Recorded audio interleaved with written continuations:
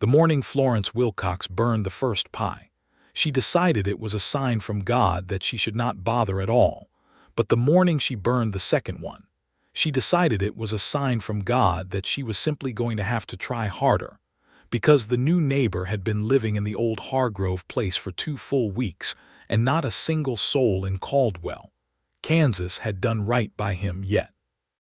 It was the autumn of 1882, and the town of Caldwell sat just north of the Cherokee Strip like a man standing at the edge of something vast and uncertain, shifting its weight from one foot to the other, never quite sure whether to step forward or back.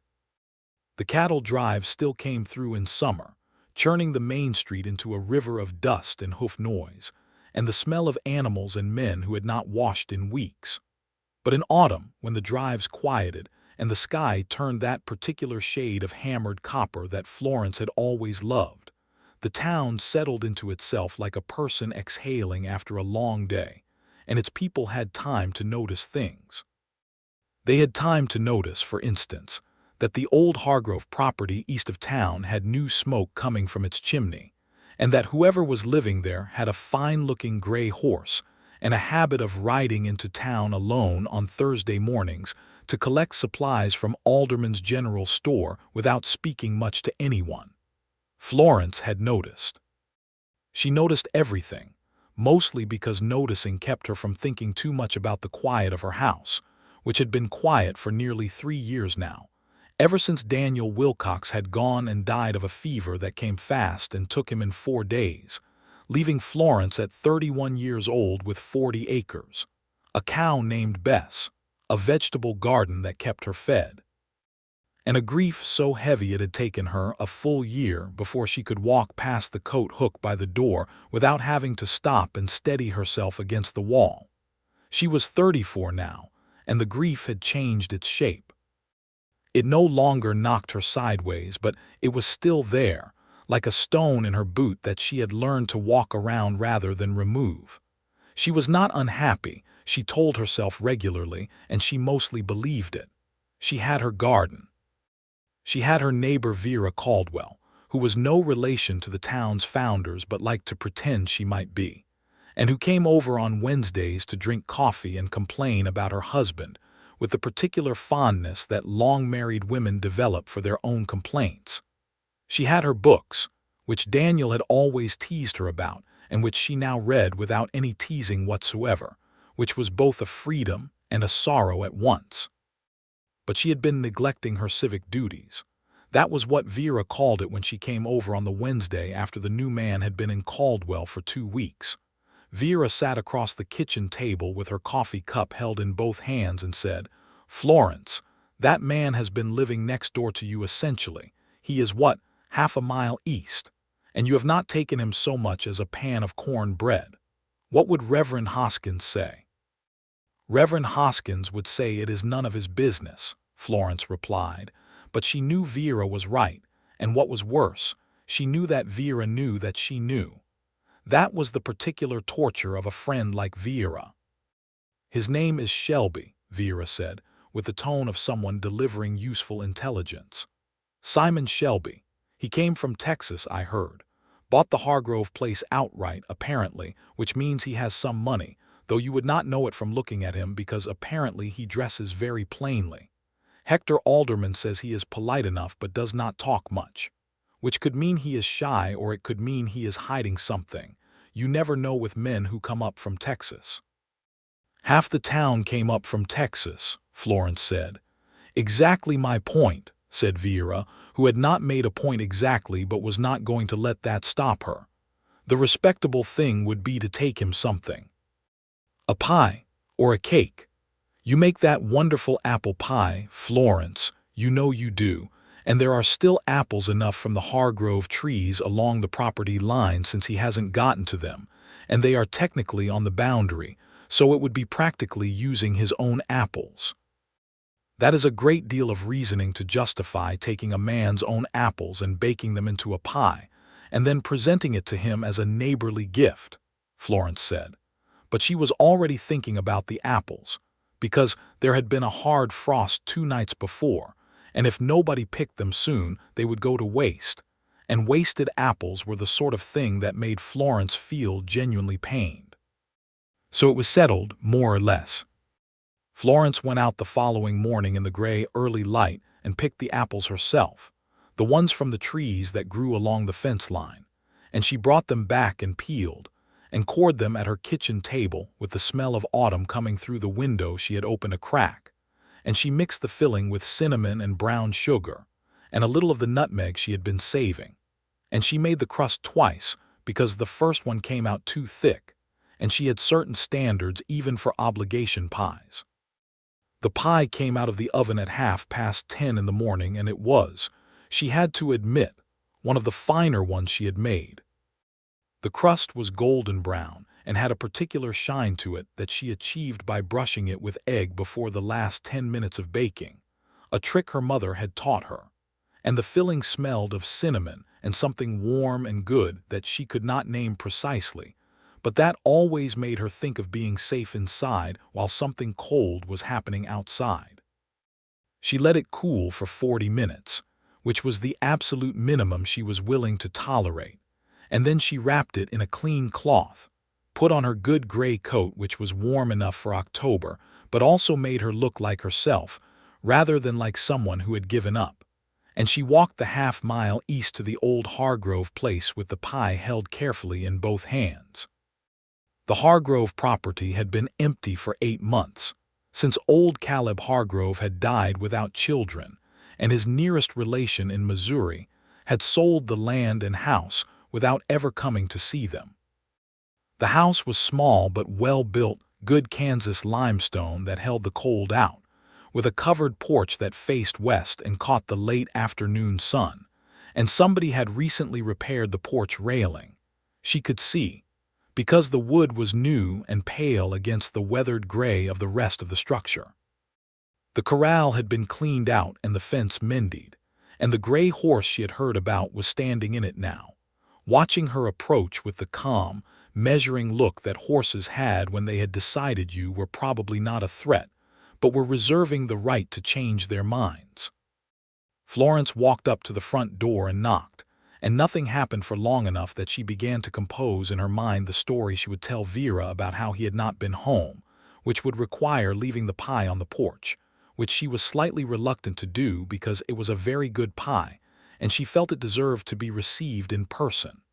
Then the door opened. Simon Shelby was not what she had expected, though she would have been hard-pressed to say what she had expected exactly. He was perhaps 36 or 37, with the kind of face that had been outdoors for a long time, not weathered in a beaten-down way, but in the way that good wood was weathered, with a character to it, lines at the corners of his eyes and across his forehead that suggested he had spent a lot of time either squinting at the sun or thinking hard about things, possibly both. He was taller than Daniel had been, broader in the shoulder, with dark hair that needed cutting and eyes that were a particular shade of brown that Florence would later think about more than was strictly necessary, a warm brown with a note of amber in it, like the inside of a good piece of furniture in the right light. He was wearing a plain work shirt in dark blue with the sleeves rolled to the elbow despite the October chill, and he had a smear of white paint on his left forearm that he apparently had not noticed or had decided not to care about. He looked at her and then at the pie and then back at her with an expression that was somewhere between surprised and something she could not quite read. "Good morning," Florence said, because one of them had to speak and it was her pie. "I am Florence Wilcox. I have the property to the west of you. I wanted to welcome you to the area. This is an apple pie." He looked at the pie again with an expression that was not quite what she had anticipated. Most men, in her experience, looked at a pie with a kind of straightforward hunger. Simon Shelby looked at it with something that was more complicated than that, something that took a moment to pass before his face settled into what she supposed was his version of pleasant. "Simon Shelby," he said. His voice was lower than she had expected and had a Texas quality to it, not an exaggerated drawl but something in the cadence that told you where he was from. "That's very kind of you, Mrs. Wilcox. I appreciate it." "It is the neighborly thing," Florence said, which was honest, and then because it felt slightly cold she added, "The apples are from the trees along the fence line. I hope you do not mind, they were going to waste and I thought I would put them to better use." Something shifted in his expression then, something that was close to amusement, though it was a quiet kind. "Those are technically your fence-line trees," he said. "Or they were. I believe the property line actually runs about 2 feet to the east of them. So you are giving me a pie made from your own apples." Florence felt a flush start at the back of her neck that she hoped did not reach her face. "Be that as it may," she said, with the dignity she had spent 34 years cultivating. He opened the door wider. "Would you like to come in? I could make coffee. It is the least I can do if you brought pie." Florence had intended to hand the pie over and walk home and tell Vera she had done her duty. That had been the plan, clearly conceived and sensible. But there was something about the way he said it, not pressing or charming in the practiced way of men who knew how to talk to women, but simply asking, as if the answer genuinely mattered to him, and he was prepared to accept no with equal grace. She stepped inside before she had fully decided to. The interior of the Hargrove house had been changed considerably. Old Caleb Hargrove had lived like a man who had stopped caring about his surroundings some years before his death, with furniture that was purely functional and walls that were bare, and a general air of necessary existence rather than chosen life. Simon Shelby had clearly been working on it. The walls had been freshly whitewashed in the main room, which explained the paint on his forearm, and there was a good rug on the floor that had come from somewhere with taste, deep red, with a geometric border that Florence recognized as the kind of Navajo work that came up from the territory occasionally, and cost more than most people were willing to pay for something to walk on. There were bookshelves being built along one wall, the shelves themselves finished but not yet mounted, leaning against the wall with a handful of books stacked on the floor beside them. Florence looked at the books. He set the pie on the kitchen table and began building up the fire in the stove for coffee. "You can look at them if you want," he said, without turning around. "I expect you noticed them." "I did not want to be presumptuous," Florence said, but she was already crossing to the shelves, because her desire to look at other people's books was one of the consistent failings of her character, and she had long since stopped fighting it. She crouched down and looked at the spines. There was a copy of Adam Bede that was worn enough to have been read more than once. There was the complete poems of Walt Whitman, which was not particularly surprising for someone from Texas in 1882, but was encouraging. There was a book on surveying and land measurement that was practical. And there, wedged between a volume on Texas cattle law and something in Spanish that she could not read, was a copy of North and South by Elizabeth Gaskell that she had read 3 times and lent to Vera twice. "You have good taste," she said.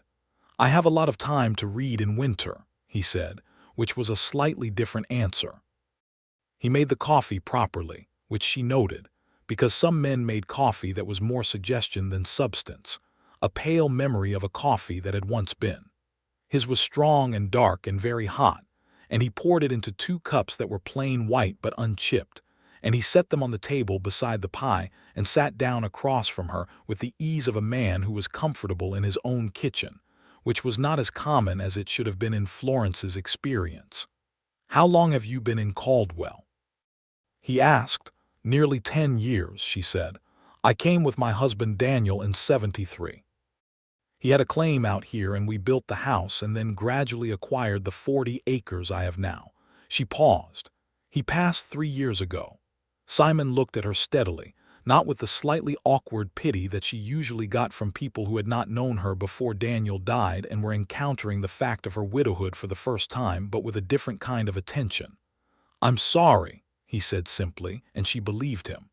"You came from Texas?" she asked. "East Texas first, then further west," he said. "I had a ranch outside of San Antonio for 6 years, sold it last spring." "Why Kansas?" He wrapped his hands around his coffee cup, and she noticed they were large hands, well used, with a scar along the back of his right one that had been there long enough to fade to silver. I wanted somewhere new, he said. Somewhere I did not know every mile of the road already. She understood that completely and did not say so, but something in her expression must have communicated it because he looked at her for a moment as if he was seeing something, and then glanced down at his coffee. You have 40 acres, he said. Yes, vegetable garden, a small orchard on the south side, a milk cow. I sell produce at the market on Saturdays, and I do some preserving for the aldermans in exchange for store credit. It is enough. She said it simply, because it was true, and also because she had gotten tired of the tone people sometimes took about women managing land alone, a tone that was part admiring and part pitying and wholly unnecessary. He nodded as if she had said something straightforward and sensible, which she had. I want to run some cattle eventually, he said. Not a large herd at first. I need to assess the pasture situation and see what the winter is like out here. The weather is different to what I'm used to. The winters here are serious, Florence said. Do not let anybody tell you otherwise. The blizzard of '78 was the kind of thing that changes a person's relationship to the idea of cold. I believe you. Good. Some people from the South come up here and do not believe us, and then they are very sorry. He almost smiled at that. It was not quite a smile, but the corners of his eyes changed slightly in the way they did on people who were considering it. Florence found herself noticing this more than was entirely appropriate given that she was there to deliver a pie out of neighborly obligation and nothing else whatsoever. She cut the pie because it had been cooling long enough, and it seemed wasteful not to. She served him a slice and one for herself because she was already there, and she took a bite and thought, yes, that was the right amount of cinnamon, and when she looked up he was eating with the expression of someone receiving a piece of genuine pleasure, not performing appreciation but actually experiencing it. This is extraordinary, he said. It is a good recipe, she said. Where did you learn to make it like this? My mother. She learned from her mother. The crust is the important part. Most people rush it. What do you do differently? And somehow that question, which was a simple question about pie crust, led to a conversation about baking that led to a conversation about the difference between cooking because you have to and cooking because you find actual interest in it, which led to a conversation about interest in general and what people do with it in a place that does not always encourage it, which led, about 20 minutes in, to Florence mentioning the Gaskell novel on his floor. You have read it? He asked, leaning forward slightly in his chair. 3 times, she said. The second time is better than the first, and the third time better than the second, because you know where it is going and so you see all the things she is building toward. That is exactly right, he said, with a kind of sudden animation that altered his whole face, making it younger and more open. It is the same with the Dickens, I think, though Dickens is more complicated because some of the plotting is so constructed that it works against you on a second reading when you can see the machinery. Bleak House is the exception, Florence said. Absolutely the exception, he agreed, and something clicked between them in that moment, some gear settling into another gear, some connection that was not yet anything but was also not nothing. She looked at the window and realized with a genuine start that the light had changed completely. What had been the pale gold of a mid-morning October sun was now the deeper amber of early afternoon, and she had been in Simon Shelby's kitchen for considerably more than the 20 minutes she had allocated in her mental version of this visit. I should go, she said, though she was sitting comfortably and did not particularly want to. Of course, he said, and began to stand, but then he stopped and looked at her with that directness she had noticed from the beginning. Mrs. Wilcox, can I ask you something that might be slightly impolite? You can ask, she said, which she thought was a perfectly balanced answer. Did you come over here today because you wanted to or because you felt you ought to? Florence looked at him for a moment. It was a more perceptive question than she had anticipated, and she considered giving him the polite answer and decided against it. Ought to, she said, but I stayed because I wanted to. He held her gaze for a moment and then nodded, as if that answer satisfied something. Thank you for the pie, he said, And for the conversation, both were better than I was expecting this morning to be. She walked home through the October afternoon with the sky going copper and rose above the flat land, and she thought about the way his face had changed when he talked about books. And then she made herself stop thinking about it and went inside and looked at her house, which was exactly the same as it had always been, and felt the quality of the quiet in it as something slightly different than she had before. She went to market on Saturday as she always did, with her preserves and her last tomatoes and the dried herbs she had bundled through September, and she did not see Simon Shelby there, which meant he either had enough provisions or had been to the store on his usual Thursday. She saw Vera, who wanted a full report, and Florence gave her one that was accurate but edited, keeping to herself the part about how long she had stayed and the conversation about Gaskell because those things felt in some way private, which was strange given that there was nothing intimate about them. "Is he handsome?" Vera asked, which was not the most important question but was certainly among the ones Vera considered important. "He is presentable," Florence said, which was so inadequate a description that she nearly corrected herself. "Is he coming to the church social next week?" "I have no idea, Vera. I brought the man a pie. I did not inquire after his social calendar." "Well, someone should tell him about it. Reverend Hoskins will be very put out if new residents don't make an appearance. He takes that personally."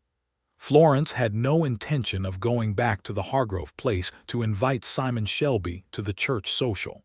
That was not within the scope of obligations that she recognized as valid. She told herself this firmly and repeatedly over the following 3 days, and then on Tuesday she found herself walking east on the road with the pale blue of a Kansas autumn sky overhead, and a reason she had manufactured only that morning, which was that she had too many late-season carrots from her garden and could not possibly use them all herself, and it would be wasteful to let them go. He was on the porch when she arrived, working on something with his hands, and she saw as she got closer that he was doing leather work, mending a bridle with the careful stitching of someone who had done it many times before. He looked up when he heard her on the path, and his face did that thing again, the slight change in the eyes, the thing that was not quite a smile but was in the same family. "Mrs. Wilcox," he said. "I have surplus carrots," she said, holding up the bundle with dignity. He looked at the carrots. He looked at her. He set down the bridle and said, "Would you like to come in?" She did not stay 3 hours this time. She stayed 2, which was still considerably more than carrots warranted. They talked about the land, about what he was planning for the spring, about the particular challenges of establishing a new cattle operation from nothing, and he asked her questions about the local water situation and the quality of the grass in different areas, practical questions that she had actual answers to because she had been farming that land for 10 years and had paid attention. He listened to her answers with the focused attention of someone who takes information seriously from whatever source it comes, and did not once suggest that she might want to confirm it with someone more authoritative, which she appreciated. He walked her to the edge of his property when she left, which she had not expected, and they stood for a moment at the place where his fence line met the road, with the late afternoon sun very long and gold across the dried grass. "Thank you for the carrots," he said. "Thank you for the coffee," she said. "Thursday I am going into town for supplies. I could bring anything you need from Alderman's if you have a list. It is on my way." It was not precisely on his way. To come past her place from town he would have had to go west before going south, which was a detour of perhaps a 1/4 mile. Florence knew this because she knew the roads. She said, "That is kind of you. I will think about whether I need anything," and she walked home without looking back, which required a certain amount of effort. She wrote a short list that night and then crossed half of it off because she was not sure whether asking for too much was presumptuous, and then added 2 things back because she did actually need them. On Thursday morning she heard a horse on the road and went to the door, and he was there, Simon Shelby on his gray horse, and she handed him the list through the door, and he looked at it and said he would have it back to her by afternoon. He brought the supplies back at 3 o'clock. He knocked and she opened the door and he handed her the paper bag with the things she had asked for, and she said thank you, and then she said, "I have just made biscuits if you want to stay for a cup of coffee," and he said he would in the tone of a man who had been hoping to be asked. That was how it became a habit. Not a planned thing, not a thing they discussed or arranged formally, but a thing that simply accumulated, like snow that you do not notice falling until you look out the window and see it is several inches deep. He would find a reason to come by, or she would find a reason to go there, and there would always be coffee, and there would always be conversation. And the conversation ranged across everything from the practical concerns of Kansas farming to the relative merits of different writers to the history of the cattle trade to the things that had happened to each of them over the course of their lives, which they parceled out to each other gradually in the way that people do when they are learning someone's geography, slowly rather than all at once. She learned that he had grown up in East Texas, the son of a farmer who had struggled and eventually lost his land, and that Simon had worked as a cowboy for 6 years after that, ranging as far as New Mexico and Colorado with different outfits, which was where he had gotten his hands and his ease with outdoor work, and his ability to read weather the way other people read faces. He had saved money with the deliberate discipline of a man who knew exactly what poverty felt like and was not going to revisit it, and eventually had enough to buy the San Antonio ranch, which he had built into something respectable over 6 years. What happened? Florence asked one evening because it was clear that something had. He was quiet for a moment in the way that she was learning meant he was deciding how much to say. "My wife died," he said finally, 4 years ago. Her name was Claire. She was ill for about a year and then she was gone. After that, I ran the ranch for another 3 years because I did not know what else to do with myself, and it seemed important to keep doing something. And then one day, I just realized I was keeping myself busy so that I did not have to think about the fact that every single thing I looked at in that county had a memory attached to it and most of them hurt. So I sold it and came north. Florence looked at him across her kitchen table and thought about coat hooks and the particular weight of a house that has one person in it when it used to have two. "I know something about that," she said. "I expect you do," he said. They did not say anything for a moment, and then they said something different, moving on to something else with the tact of two people who understood that some things do not need to be elaborated upon to be fully communicated.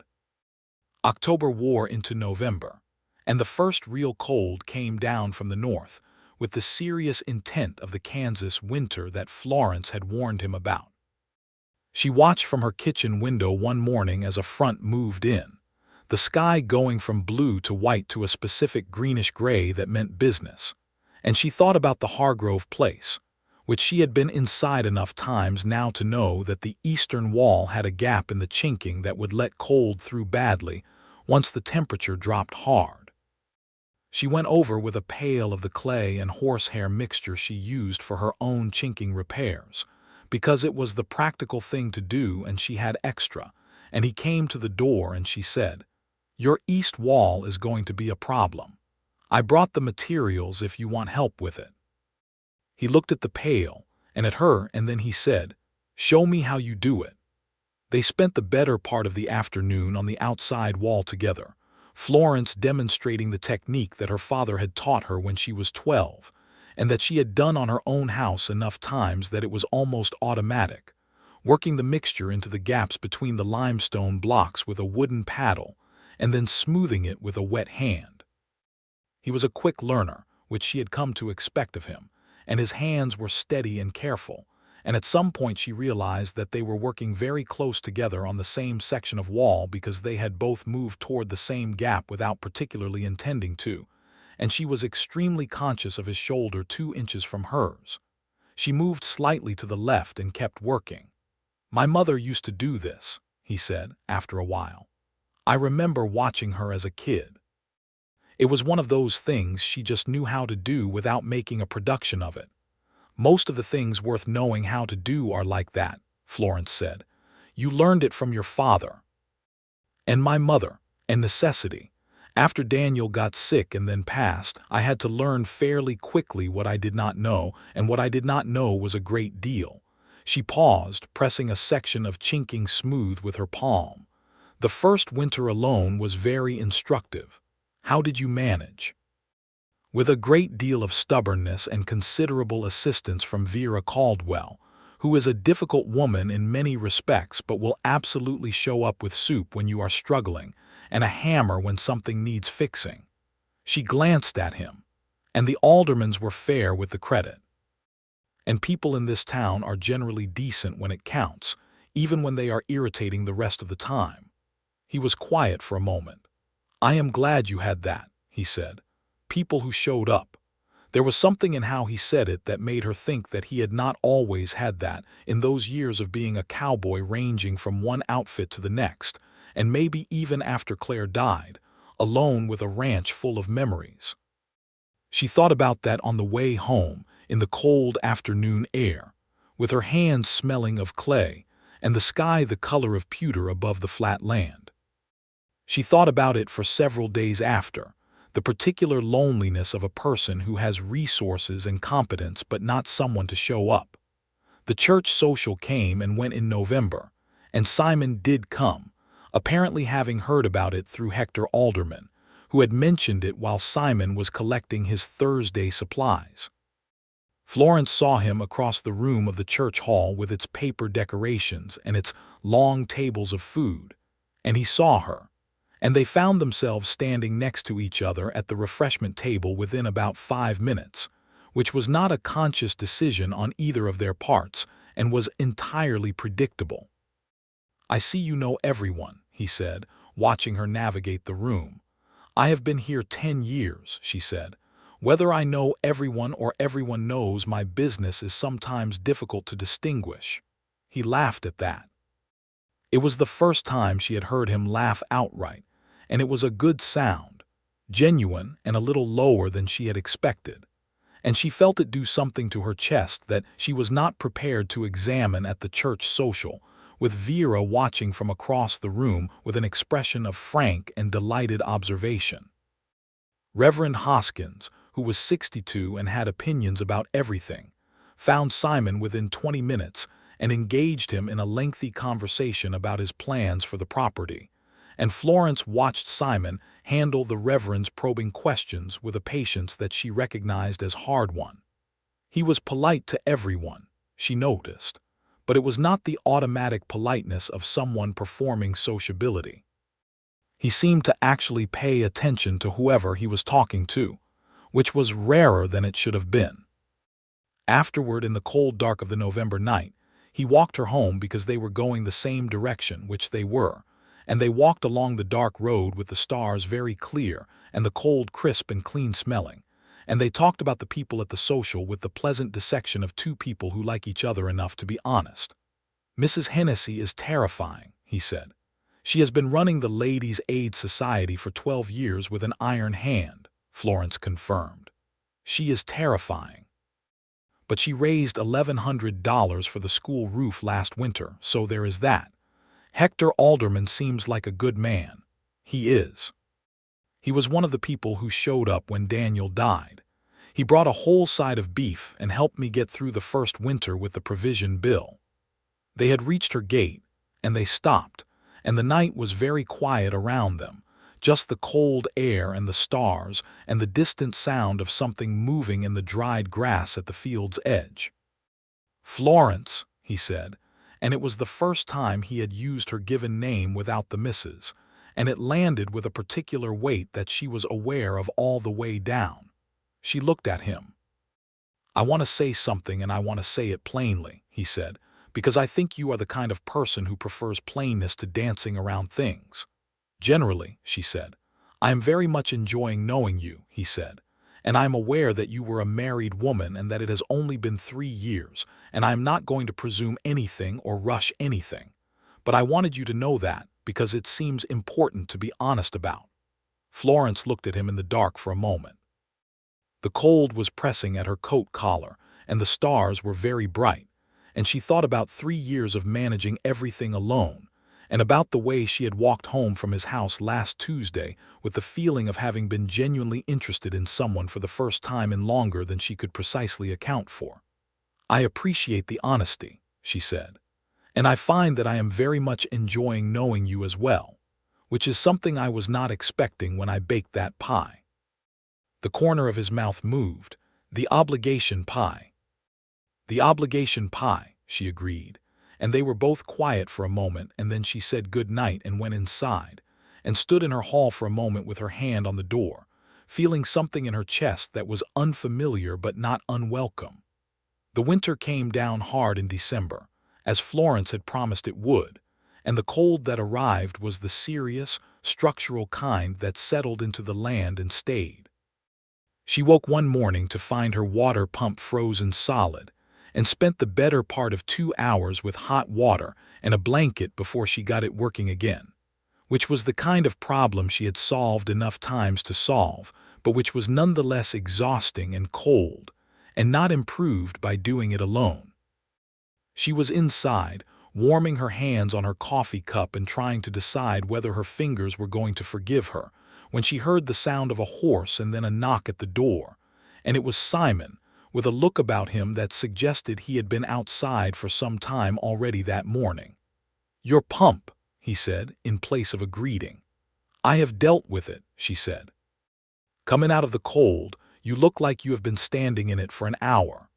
He had been checking on her, she understood, which she might have found patronizing from someone else, and did not find patronizing from him. There was a difference between someone assuming you cannot manage and someone coming by because they want to make sure you are all right, and she had learned to distinguish between the two. She made coffee and they sat at her kitchen table while the cold worked at the windows and the stove built up the room into something comfortable, and he told her about the winter on the Texas plains, which was cold but different, drier and less relentless, and she told him about the blizzard of '78 again in more detail this time, because now he was here for the Kansas winter, and he needed to know what it could do. "I was in this house alone for 3 days," she said. "The snow was so thick you could not see the barn from the house, and the temperature dropped to something I do not want to repeat. I ran out of wood on the second day and had to break up one of the kitchen chairs." "Chair?" She pointed to the empty corner where a chair that matched the other 3 had never been replaced. He looked at the corner and then back at her, and she could see him doing the arithmetic, the kind of arithmetic you did in your head when you were alone in a blizzard with not enough wood, and what the possible outcomes of that arithmetic were. "Florence," he said quietly. "I was fine," she said, which was true. "I am always fine, but it is better not to be alone in a bad winter if you can help it." He came over more often after that, sometimes with a reason and sometimes without one, and she noticed that she had stopped requiring a reason some time ago without explicitly deciding to. He split wood for her and left it stacked by the back door with the organized thoroughness of someone who had spent a lot of time making sure there was enough of it.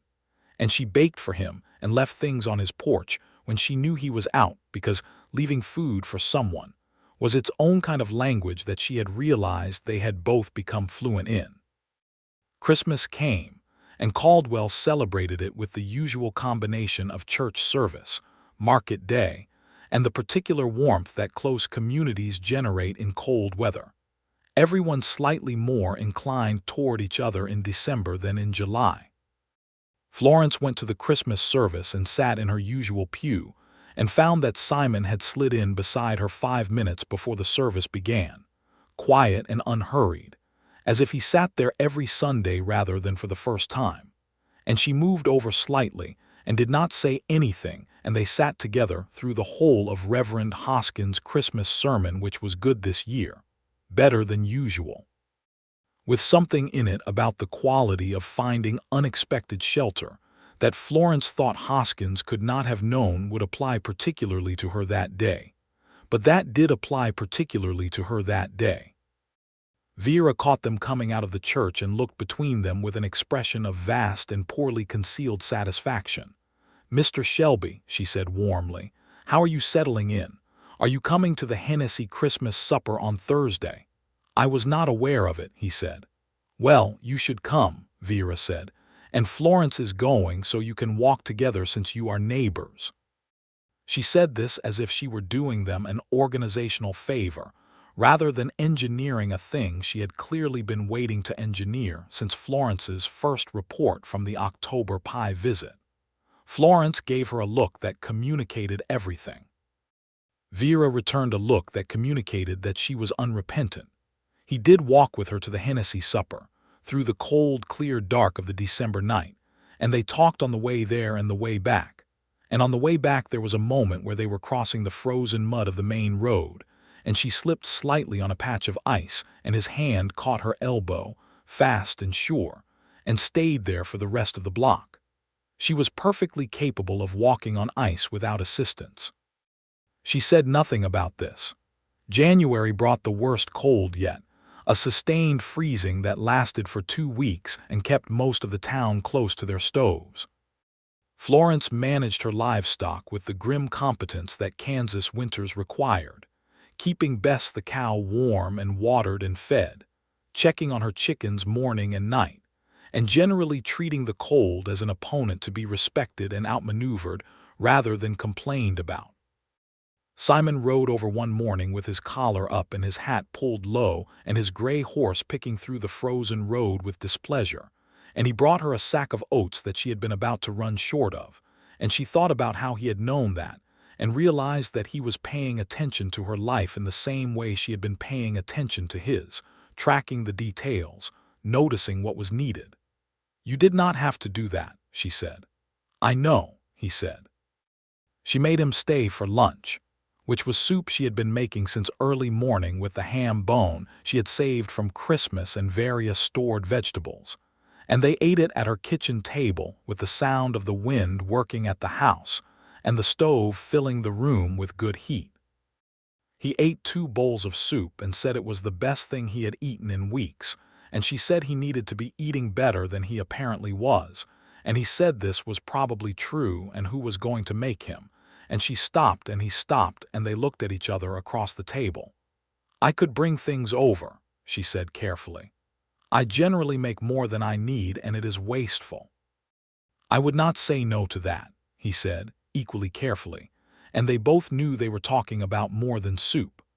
February arrived with a cold that was slightly less savage than January, but compensated with ice storms that coated every surface in a 1/4 inch of glass and made the roads treacherous. Florence was managing the ice on her front path one morning with a chisel and considerable irritation when Simon appeared on the road, on foot this time because the road was too icy for a horse, carrying something wrapped in paper under his arm. "What are you doing on foot?" she said. "Coming to see you," he said simply. "The horse is sensible enough not to want to be on this road." "I apparently lack that wisdom." She looked at him, standing on her ice-covered path in the February cold with wind reddening his cheekbones and his breath making clouds in the air, and she thought, "This is a man who walked half a mile on ice to bring me something," and felt the warmth of that go through her in a way that had nothing to do with the temperature. "Come inside," she said, "before you fall and I have to figure out how to carry you." He had brought her a book. That was what was in the paper wrapping. A copy of Daniel Deronda that had apparently come through Alderman's in a small collection of books that someone had shipped in from a bookseller in Kansas City, and he had seen it and thought of her. He said this plainly, in the same way he said most things, without ornamentation, and handed it to her.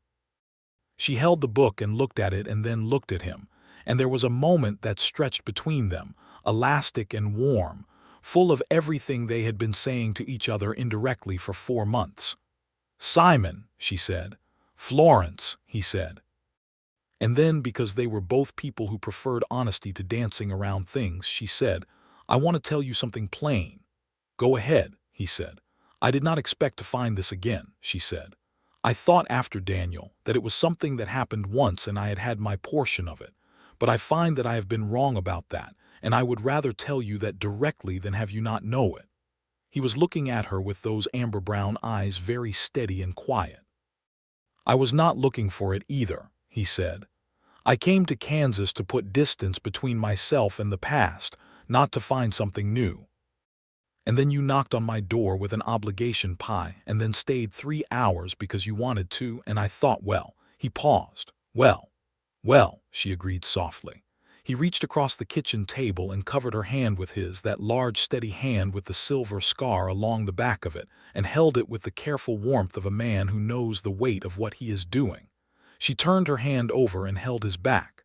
They did not say anything for a while after that. They did not need to.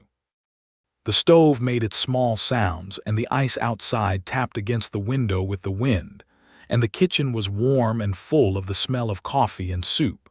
And Florence Wilcox sat across the table from Simon Shelby in the February cold and felt something inside her that had been clenched like a fist for 3 years slowly, gradually, begin to open. They were careful after that. Not because of what they felt, which was clear enough to both of them, but because they were both people with enough experience to understand that care and patience were not the enemies of love, but some of its most necessary components. They courted each other with the practical, grounded warmth of two adults who had already learned the hard way which things in life were real and which were temporary, and who took neither for granted. He took her on a proper outing in March, when the weather relented enough to make it possible, a drive out to the creek east of town, where the cottonwoods were just beginning to show their first faint suggestion of green, the trees against the flat sky with that pale gold green of the earliest spring that Florence had always thought was the most hopeful color in the world. He had hired a buggy from the livery because his horse was a working animal and not suited to Sunday driving, and they sat side by side in the thin, warm March sun, and he held the reins loosely, and they talked about spring and plans and the future in the careful, half-deliberate way of two people who were beginning to talk about the future as a shared thing without yet having said so explicitly. "I'm going to buy 6 heifers in April if the prices are right," he said, "and a bull. Start small, see what the summer looks like. If I can get through the first year with a decent calf crop, I will know the operation is viable." "The Dalton brothers, Martin and Jacob, run the largest cattle operation in this county," Florence said. "Martin Dalton is difficult, but Jacob is reasonable. It would be worth getting on good terms with Jacob early. You know everyone's situation," he said, without any edge to it, with genuine respect. 10 years, she said, "and I pay attention." "I know," he said. "It is one of the things about you that I find I rely on without meaning to." He said it naturally, as if it were simply a fact, and Florence felt the full warmth of it. "I rely on things about you too," she said, "possibly more than is entirely sensible at this point." He turned to look at her then, with the reins easy in his hands and the March light on his face, and he said quietly, "Florence, I would like to ask you something." "Ask it," she said. "I would like to ask if you would consider allowing this to be something formal," he said. "Because I am aware that we have been spending time together for 5 months now in a way that is not precisely nothing, but is also not precisely anything in the eyes of the town, and I find I have strong feelings about making it something." Florence looked at the cottonwoods with their pale early green and the creek below them dark with snowmelt and the wide Kansas sky above everything, and she thought about obligation pies and books left on floors and a hand covering hers on a February morning. "If by formal you mean courting," she said, "then yes, I would like that." "I do mean courting," he said. "Then yes," she said again, and the word felt clean and good and absolutely right. He smiled then, a full real smile rather than the near smile she had been cataloging for months, and it was the kind of smile that changed a face so completely that it became a different face, younger and warmer and lit from somewhere inside. And Florence thought she was going to have to get used to that smile, which was not a hardship. Spring in Caldwell was a different world from winter, the land waking up with the urgent impatience of something that had been held back too long, every green thing coming up at once, the sky going blue and staying blue for days at a stretch. Florence's garden woke up with it, her beds showing the first shoots of what would become summer abundance, and she worked in it with the pleasure of a person who has spent winter inside and is deeply grateful to be back in the dirt. Simon came over on evenings that April and sat on her porch while she worked in the last of the daylight, and they talked, and sometimes they did not talk, and both the talking and the silence were easy between them. He had his 6 heifers by the middle of April, and the bull, a large red-roan animal that he had purchased from a rancher outside Wichita with Jacob Dalton's introduction. He talked about the cattle with the quiet satisfaction of someone building something piece by piece, and Florence listened with genuine interest because she was interested, not performing it. Vera came over in April with a barely contained excitement that she was making only moderate efforts to contain. "I hear," she said, sitting at Florence's kitchen table with her coffee cup, "that you and Mr. Shelby have been seen driving out on Sundays." "We have been on 2 drives," Florence said. "And that you went to the Alderman's spring supper together. We live in the same direction. It is sensible to go together." "Florence Wilcox," Vera said, with the tone of someone who has run out of patience for evasion, "are you courting that man?" Florence poured herself coffee and sat down. "Yes," she said. Vera pressed her lips together in the particular way she had when she was trying not to show how pleased she was. "Good," she said finally. "That is very good. He is a good man, I think, even if he doesn't talk much. Hector Alderman says he is the most reliable customer he has, and that he pays his accounts on time without fail, which tells you a great deal about a person's character." "It does," Florence agreed. "And he looks at you," Vera said, "as if this were a point of equal importance to the account payments." "What does that mean?" "It means when you are in a room he knows where you are," Vera said simply, without being obvious about it. "Daniel was the same way, God rest him, from the beginning. It is a particular kind of looking." Florence was quiet for a moment. "It does not feel like a betrayal," she said carefully, because this was the thing she had been turning over in private. "I thought it might. I thought it would, but it does not." Vera reached across the table and put her hand over Florence's in the way of someone who had known her for a long time. "It is not a betrayal," she said. "Daniel would not want you to be alone in that house with only the coat hook for company for the rest of your life." Florence laughed at that, and felt the complicated sweetness of it, the way something can be true and also still carry weight.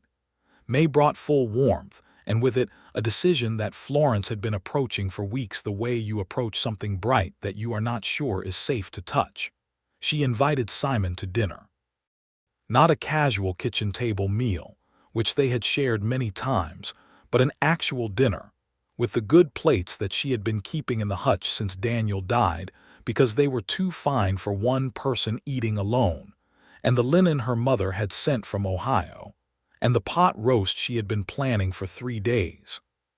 He arrived at 6 o'clock, and he had put on his good shirt, a deep charcoal gray that she had not seen before, and he had gotten a haircut that must have been very recent because the edges were very clean. He brought her wildflowers, the kind that grew in the fields, yellows and purples and pale blues, tied with a piece of string, and she put them in the blue pitcher on the windowsill and looked at them there against the evening light and felt something expand in her chest. Dinner was good. The pot roast was right, which mattered to her, and the biscuits were right, and she had made a berry preserves tart for dessert with the jarred berries from last summer. They sat at her table with the good plates and the linen and the blue pitcher of wildflowers and talked for 2 hours, not about practical things this time but about bigger things, about what they wanted, about who they had been and who they were now. He told her about growing up poor in East Texas and what it had done to his understanding of security, and she told him about her father's farm in Ohio and what it had meant to leave it, the mix of loss and freedom in coming west.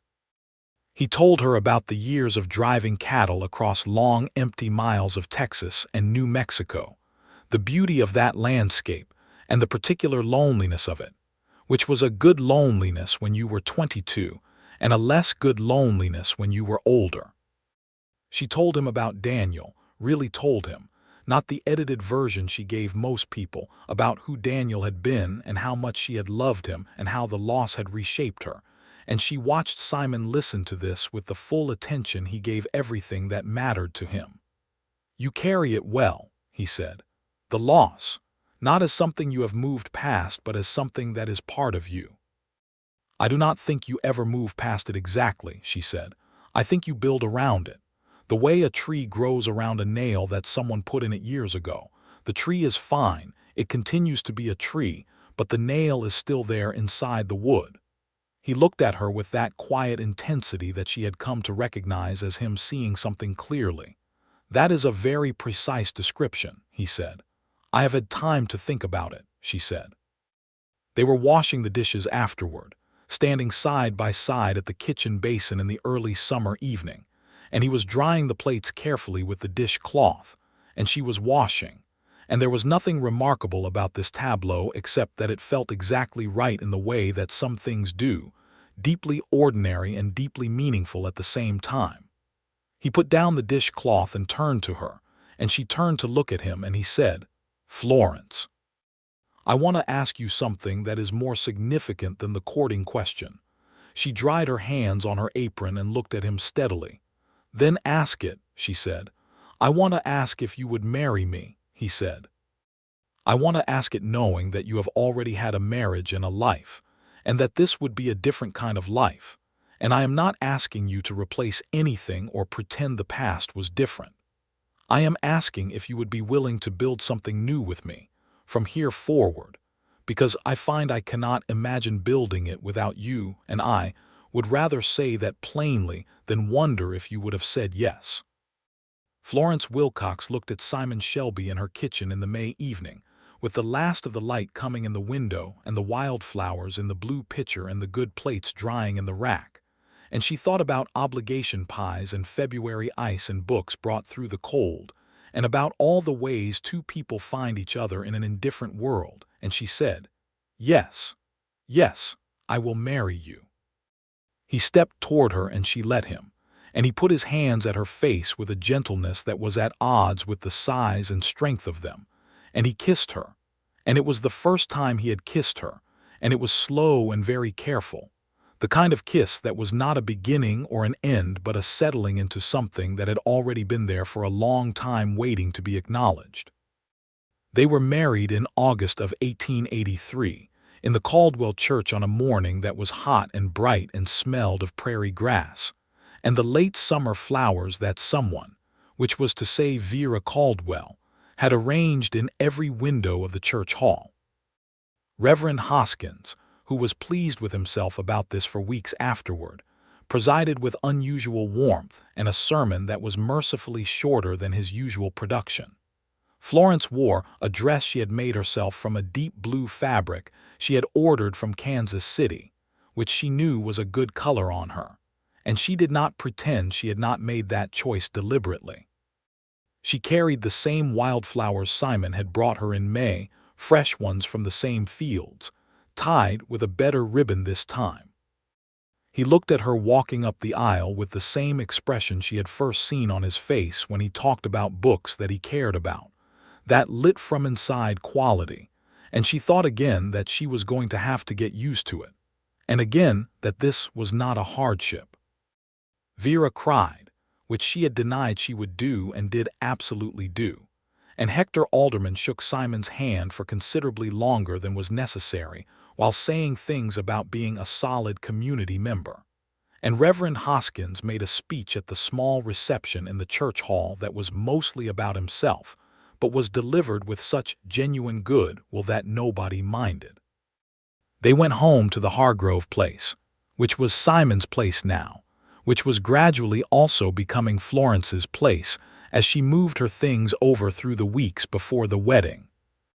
The house had continued its transformation under Simon's careful attention and was now truly fine, the whitewashed walls full of good light, the bookshelves mounted and holding both of their collections together, her blue pitcher on the window with its perpetual supply of whatever was flowering in the fields, a kitchen that was large enough for two people to work in with the practiced ease they had been developing for months. She had kept her 40 acres. They had discussed this at length, because Simon was a practical man who understood the value of land, but also because he had been entirely clear that the land was hers and had always been hers, and would remain hers regardless of the legal state of their union. He had put it in the marriage agreement in plain writing without her having to ask, which was the kind of thing that told her, with great clarity, the kind of man he was. The first autumn of their marriage was different from that first October, which Florence sometimes thought about with a wondering kind of amusement. That first pie, those first 3 hours. Now she moved through the Hargrove house, through what she was beginning to call home, with the ease of someone who belonged there, and the ease of having someone to come home to, was something she had not fully anticipated the force of until it was present. There was a quality to a shared evening that was unlike anything she had been able to manufacture alone, not better or worse than the life she had built by herself, but different in a way that was full and warm and deeply good. He was a good husband in the specific ways that mattered and that you could not know in advance whether someone would be. He was honest with her. He asked her opinion and meant the question. He did not manage her or make decisions over her head or treat her 40 acres as an extension of his operation rather than her own thing. He was kind in the daily practical way that showed up as someone who remembered what you had said 3 weeks ago and acted on it without being asked, who noticed when something was wrong before you had said it was, who was there in the early morning and the late evening with the same steadiness he brought to everything. She loved him. It was its own thing, separate from the love she had had for Daniel, not competing with it but existing alongside it, the way 2 different rivers can flow through the same landscape, each with its own character. She loved Simon's particular silence and the things that broke it. She loved the way he read, leaning forward slightly with his elbows on his knees as if the book required getting close to. She loved that he understood land and weather and cattle and also Gaskell and Eliot, and that he did not find those things contradictory. She loved his hands and the steadiness of them, and the fact that they had crossed half a mile of February ice to bring her a book. She told him some of this one evening in September, sitting on the west-facing porch in the amber light of the fall sunset, his shoulder against hers with the warmth of it, watching the last of the day go down over the flat land. He was quiet for a moment after she said it, and then he said, "I love you in a way that I do not have enough words for, so I will just say that and leave it plain." "That is enough," she said. "That is more than enough." He put his arm around her and she leaned into the solid warmth of him and they watched the last of the light go, and the stars come out over the Kansas plain one by one, and neither of them said anything for a long time, and the silence was one of the good kinds. The following spring, in 1884, Florence knew, before she had words for it, the way that she had known before with Daniel, and then grieved not knowing again, that new life was coming. She told Simon on a May morning quietly in the kitchen over coffee, and watched his face do something she had not seen it do before, a kind of overwhelmed wonder that he did not quite know where to put. "Are you certain?" he asked. "Entirely," she said. He reached across and took both her hands in his and held them and did not say anything for a long moment, and she could see him working through something large and feeling it fully and not trying to reduce it to something manageable. Then he said, "Florence, I did not know if this would be possible for us, and I did not say so because I did not want to make it a grief before it was one, but I am very happy." "So am I," she said. "I was not certain I would be, but I am." They told Vera first, who could not be kept waiting long without becoming suspicious, and who received the news with the tears and vigorous hand-patting that were her signature response to significant emotional events. They told Reverend Hoskins, who looked very pleased with himself as if the marriage had been his idea, which in some respects it had slightly been, given the sermon about unexpected shelter. They told Hector Alderman, who shook Simon's hand again for a long time. The pregnancy was a healthy one, which Florence was grateful for every day with the particular gratitude of someone who knows that health is a grace and not a given. She continued her garden and her market presence through the summer with adjustments for what was reasonable, and Simon took over the heavier work without discussing it in a way that required her to negotiate, which she appreciated. He had expanded the cattle operation to 12 head by now, with 2 successful spring calves, and the ranch was beginning to feel like what it was meant to become. In December of 1884, on a night that was cold and clear and full of stars, their son was born. He was healthy and loud about it, with a good set of lungs and dark hair and his father's warm brown eyes, and he came into the world in the bedroom of the limestone house with the whitewashed walls, while the fire kept the room from the Kansas winter outside. They named him James Daniel Shelby, Daniel for the man who had loved Florence well and taught her things about herself, and who deserved to have his name carry forward, and James for Simon's father, who had worked hard on poor land with insufficient returns, and deserved more than the forgetting that came with time. Florence held the baby in the first gray light of the December morning, and looked at the way he was already learning his father's face, those dark eyes tracking up toward Simon's face, with the focused, searching look of a very new person trying to understand the world, and she felt something settle in her that she had not known was unsettled. Simon sat on the edge of the bed with his hand resting next to hers, touching without pressing, and he looked at her with an expression that she recognized as the one he had when he had run out of words, which she had learned to read as the sign that something was very deep rather than that nothing was there. "James Daniel," he said quietly, and she could hear what it cost him and what it meant to him, both the cost and the meaning being things she loved him for. "James Daniel," she agreed. James was an easy baby in the ways that mattered and demanding in the ways that all babies are, and he grew through the winter into a spring baby, and then into a summer child with the particular energetic curiosity of a person discovering that the world contains an enormous number of interesting things. He took his first steps in the kitchen in October of 1885, lurching from the table leg to the cabinet, with the hilarious determined dignity of someone who has decided that walking is happening regardless of what the laws of balance say about it. Florence and Simon were both there for it, both watching with the same expression, and they caught each other's eyes over the top of his wobbling dark head, and she thought, for perhaps the 100th time, about that first October, that obligation pie, those 3 hours. The town of Caldwell continued to grow and shift around them in the way of Western towns in the 1880s, the cattle trade bringing money and commotion, and occasionally trouble, the railroad having come through and changed the rhythms of commerce, new people arriving and some leaving, the whole great motion of a country trying to figure out what it was going to be. Florence watched it with the attention she brought to everything and discussed it with Simon on their porch in the evenings, the way they discussed most things, thinking out loud together. There were injustices she noticed and did not look away from. The Osage who passed through the territory to the south were treated by too many people as inconveniences rather than as people with prior claim to this land, and the conversations she heard at market sometimes made her jaw tight. She said so to Simon, who had spent years enough in the Southwest to have his own clear-eyed view of what had been done and was being done, and who agreed with her without qualification, which was another thing she loved about him. "A man came into Alderman's store this week," he told her one evening, "from one of the outfits south of here, saying something about the Osage lands that I would rather not repeat. I told him he was mistaken and he did not appreciate being corrected." "I expect not," Florence said. "Jacob Dalton backed me up," Simon said. "He said the same thing he did."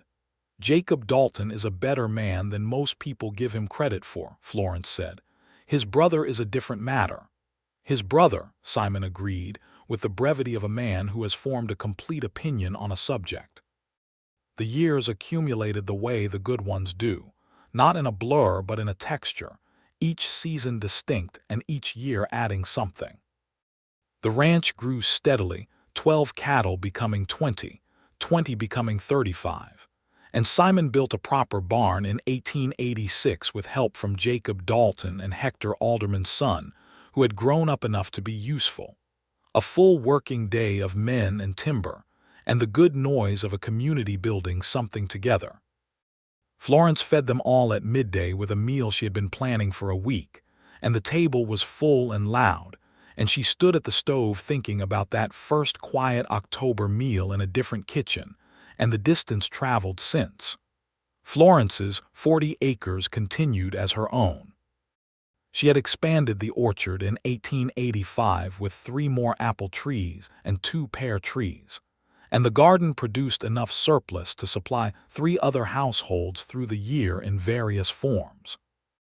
She had developed a modest reputation in Caldwell for preserves that people came specifically to buy at market, her spiced apple butter and her berry jam, and particularly her pickled vegetables, which Hector Alderman had once told her she should consider selling in the store, which she had not yet done but was considering. James turned 2 in December of 1886, and was by this point a person of definite opinions and considerable vocabulary, most of which he directed at the cattle in a tone of friendly authority that suggested he intended to be running the operation himself within the year. Simon took him to see the cattle every morning, the small boy on the fence post watching the animals with the concentrated interest of someone memorizing something important, and Florence watched them from the kitchen window, the tall man and the small dark-haired child against the Kansas sky, and felt the quality of the life she had built around her like something she could hold in both hands. In the spring of 1887, Florence told Simon that James was going to have company, which she said while they were both in the garden because she had been out there when she was sure, and she saw no reason to wait for a more appropriate moment.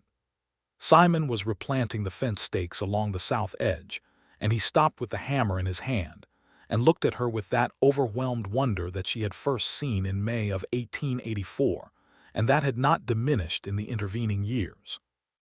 "Again," he said, and it was not a question exactly. "Again," she said, and smiled at him across the turned dirt. This one came in November of 1887, a girl this time, born in a gentler manner than James, and immediately, from the first hour, a different kind of person, quiet and watchful, with Florence's gray eyes and a seriousness of expression that made people who were not used to babies slightly uncertain how to respond. They named her Clara Ruth Shelby, Clara because Florence had always liked the name, and it was her choice this time, and Ruth because Simon's mother's name had been Ruth, and it deserved carrying forward.